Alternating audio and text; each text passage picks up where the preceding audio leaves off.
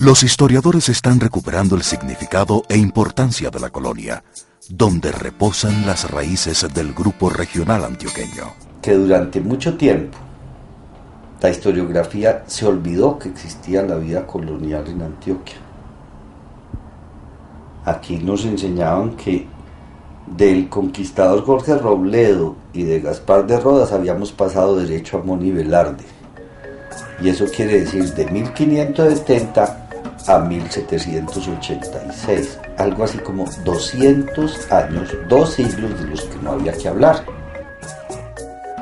Uno es la Antioquia o las características de finales del siglo XVI, otra fue la Antioquia del siglo XVII y muy distinta a la Antioquia que se constituyó a finales del siglo XVIII y que fue la que dio lugar a la generación que posteriormente participaría en la independencia.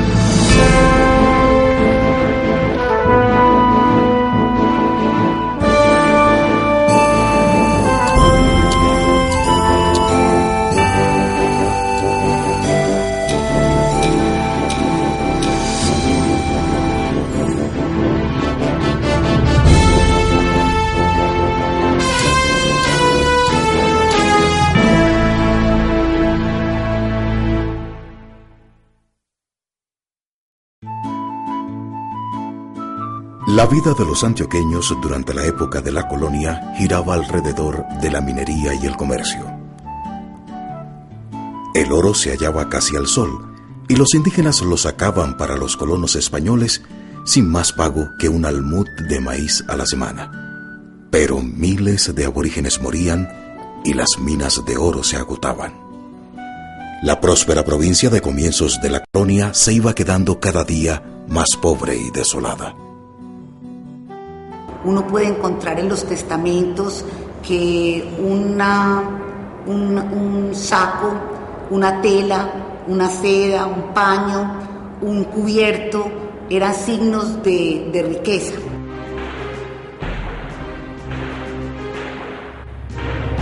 En medio de la crisis, los mineros más ambiciosos importaron esclavos africanos para explotar el escaso oro que quedaba.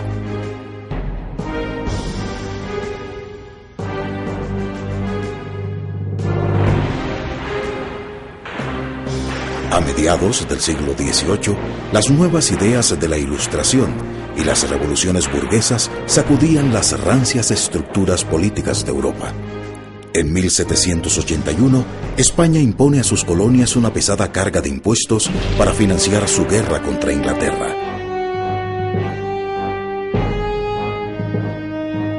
La caída de la explotación minera y el empobrecimiento de los mineros a manos de los comerciantes y agricultores, además de los nuevos impuestos, produjeron graves problemas sociales. La reacción no dio espera.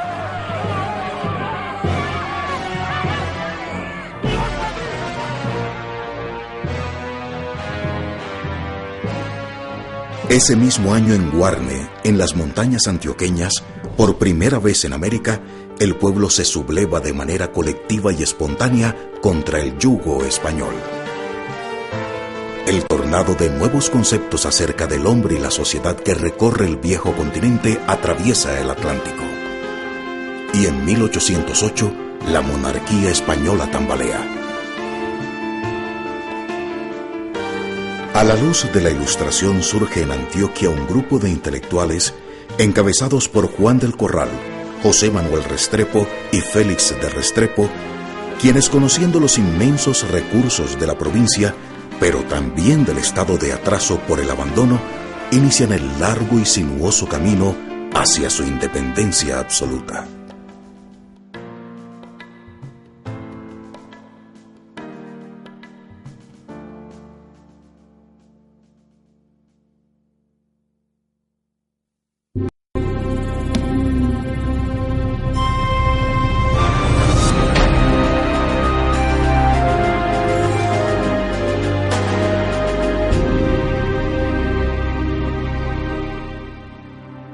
Todo esto que usted puede ver fue un inmenso campo sembrado de oro, un verdadero panal de oro.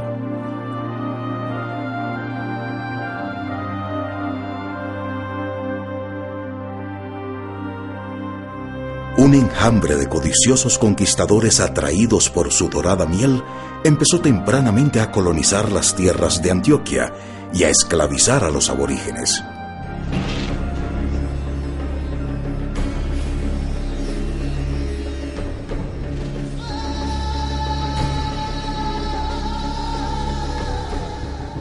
El oro abundaba, pero los bienes manufacturados escaseaban. Casi todo había que importarlo, y era muy difícil traerlo por el mal estado de los caminos y lo malsano del clima. Pronto surgieron fortunas instantáneas que dieron vida y un movimiento extraordinario a esta región. Pero la opulencia de unos pocos se pagaba con la desgracia de muchos. Al cabo de 50 años, 500.000 de indígenas habían muerto, y en Antioquia solo quedaban 1.500 azotados por las enfermedades, la explotación y el desplazamiento. Confrontados con esta nueva realidad y ansiosos de gastar sus fortunas, algunos mineros decidieron regresar a España o establecerse en la Nueva Granada, donde gozaban de mejor clima y de todas las comodidades. Sin embargo, un destino maldito, una especie de venganza indígena desde el más allá, se cernía sobre estos nuevos ricos.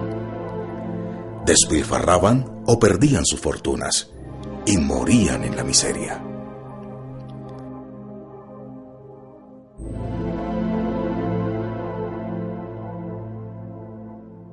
A juzgar por la continuidad de la minería, los mineros más ambiciosos permanecieron en territorio antioqueño.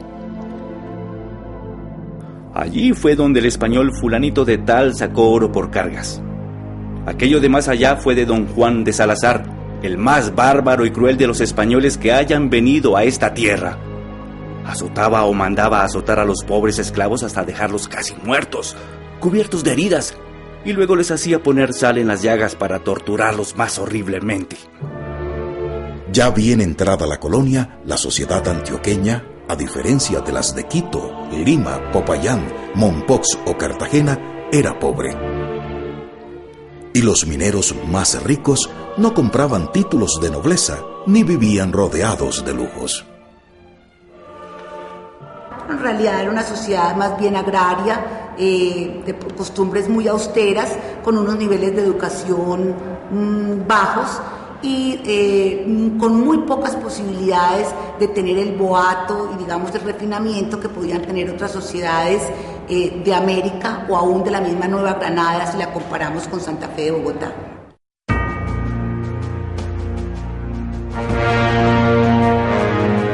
La mayoría de los 65.000 habitantes de Antioquia eran descendientes de familias vascas llegadas a la región a mediados del siglo XVII. Vivían dispersos en los reales de minas, en las haciendas o en pequeñas parcelas. La necesidad hizo que muchos colonos pobres, cada vez más autónomos e independientes, empezaran a deambular por la provincia, recorriendo los aluviones y que controlaran una buena parte del oro que se exportaba. Metidos en riachuelos o a su orilla, zarandeaban la circular batea medio colmada de agua, de arena y de cascajo. Este trabajo daba a muchos proletarios montañeros la mazamorra cotidiana, y de ahí le viene probablemente a labor tan primitiva el nombre de mazamorreo. Yo lo llamaría casi la magia del oro en polvo, porque era un producto que estaba regado, por así decirlo, en todos los ríos y en todas las quebradas, y era absolutamente imposible de controlar, como ocurre con las minas de beta. Con el mazamorreo, indígenas huidos de sus resguardos. Esclavos negros que compraban la propiedad de sí mismos con el oro recogido. Criollos y mestizos, mineros o comerciantes del metal, empezaron a integrarse a las élites criollas a través del blanqueado. El mulato Manuel aparece como uno de los más grandes comerciantes de Santa Fe de Antioquia. Así, Jacobo Facio Lince, mazamorrero de Río Chico, se convirtió en escribano de Medellín. Es evidente la correspondencia entre riqueza y cargos públicos, y muchos los casos de personas de origen étnico diferente que lograron incrustarse en la oligarquía de la preindependencia. Teóricamente, la corona no podía otorgar beneficios sino a los blancos y a los españoles. Pero entonces, al final de la colonia se da un proceso de venta de títulos de dones. Simplemente un mulato enriquecido y con plata podía hacer que la corona lo declarara blanco. Así fuera, pues, a la vista de todos, bastante mestizo. Y es así como desde mediados del siglo XVII empieza a tomar fuerza en Antioquia una idea precursora en América.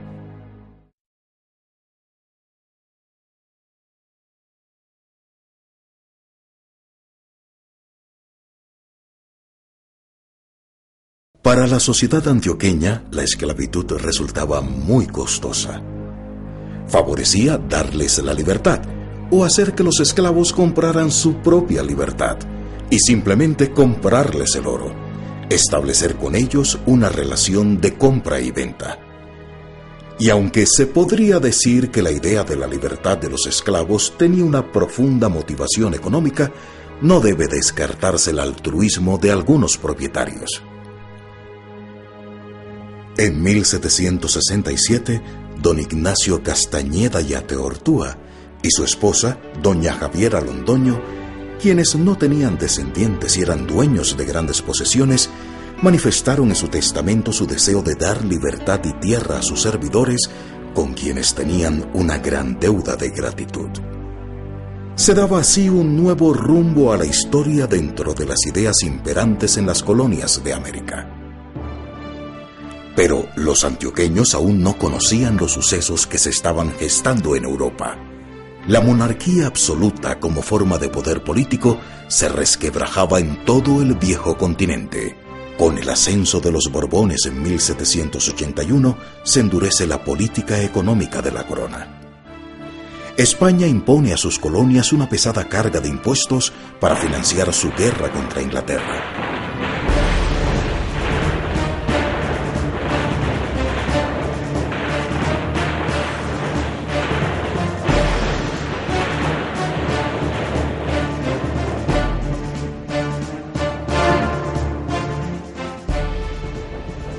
Entonces el gobernador de la provincia de Antioquia, Cayetano Vuelta Lorenzana, recibe la orden del virrey de leer los decretos donde se establecen cerca de 29 nuevos impuestos. Ellos tenían libertad de sacar el oro, pero ahora con las nuevas leyes, ese oro, ellos tenían que pagar la matrícula para ir a lavar oro en ese río. Sacaran oro o no sacaran, la matrícula la tenían que pagar. Las nuevas disposiciones doblan el tributo del mazamorreo, aumentan el precio del tabaco y bajan el de las hojas.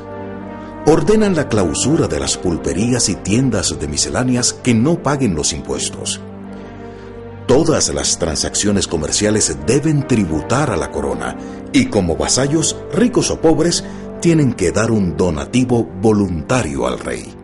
Otro de los impuestos que más dolía al pueblo fue el impuesto sobre el aguardiente. Fíjese que fue, como ha sido siempre el aguardiente, una fuente estatal. Siempre le ponen impuesto al trago. Entonces, a ellos, desde 1750, estaba de cuenta del Estado la producción del aguardiente, pero ahora se la duplicaron. Le pagaban impuesto por la miel e impuesto por la venta del aguardiente. Entonces ellos decían, no nos queda nada, ni era para beber. Por toda la América hispana hacen eco los primeros gritos de rebelión. Si bien Manuela Beltrán enciende en el Socorro la chispa del gran movimiento comunero al arrancar y pisotear un cartel que anunciaba los nuevos impuestos, es en Guarne, en las montañas antioqueñas, donde por primera vez en América el pueblo se subleva de manera colectiva y espontánea contra el yugo español.